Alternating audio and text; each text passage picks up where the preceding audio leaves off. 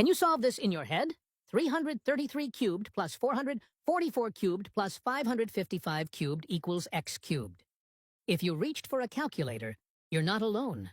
These numbers look massive. But what if I told you there's a hidden mathematical identity that makes this trivial? Stick around, because once you see it, you'll never forget it. Here's the key. These numbers aren't random. 333, 444, 555. Notice anything? They're all repeating digits. And that's our first clue. Each one is actually a multiple of 111. And that simple observation is about to unlock a beautiful identity that's been hiding in plain sight. So let's make this structure explicit. 333 is just 3 times 111. 444 is 4 times 111. And 555 is 5 times 111. This factorization is going to unlock everything. Now, to make progress, I need to remind you of one of the fundamental rules of exponents, the power of a product rule. When you have something like a times b, all raised to the nth power, that's the same as a to the n times b to the n. This rule is going to be essential for what comes next. So let's apply this power rule to each term in our equation. We can break apart each of these cubed products. This gives us 3 cubed times 111 cubed plus 4 cubed times 111 cubed plus 5 cubed times 111 cubed. And now, something interesting starts to emerge. Do you see what's happened? Every single term on the left side has 111 cubed as a factor. This is exactly the kind of common factor we can pull out using basic algebra. So we can factor out 111 cubed, leaving us with 111 cubed times the quantity, 3 cubed plus 4 cubed plus 5 cubed. The whole problem now boils down to figuring out what's in these parentheses. So let's dive into this sum of cubes. What we're about to discover is genuinely surprising. Let's compute this step by step. 3 cubed is 27, 4 cubed is 64, 5 cubed is 125. So when we add these up, 27 plus 64 plus 125, we get 216. Now, at first glance, 216 might just look like some random number. But here's the thing. It's not random at all. 216 is actually a perfect cube. Specifically, it's 6 cubed. Think about how remarkable this is. The sum of 3 cubed plus 4 cubed plus 5 cubed equals 6 cubed.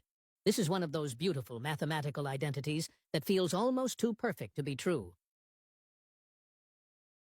Now that we have this beautiful identity in hand, let's go back and see how it solves our original problem. Remember, we had simplified our original equation down to this.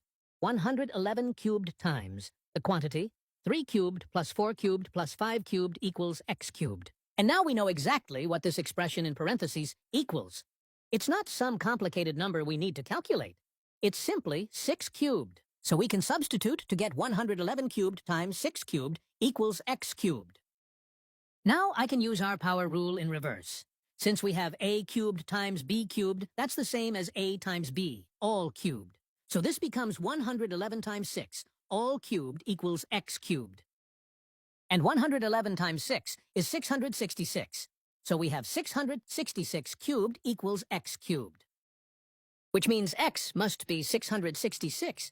Just like that, we've solved what seemed like an impossibly complex calculation without ever having to compute those massive cubes directly.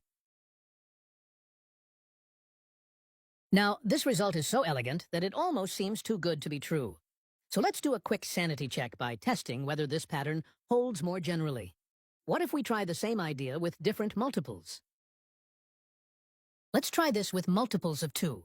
If our pattern is truly general, then 6 cubed plus 8 cubed plus 10 cubed should equal 12 cubed. Let's see if that's actually true. So we need to check whether 6 cubed plus 8 cubed plus 10 cubed equals 12 cubed. Let's compute these cubes.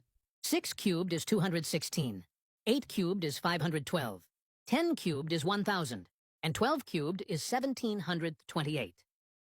Now, 216 plus 512 plus 1000 is indeed 1728. Perfect. The pattern absolutely holds, which gives us confidence that our original solution is correct. So what have we actually discovered here?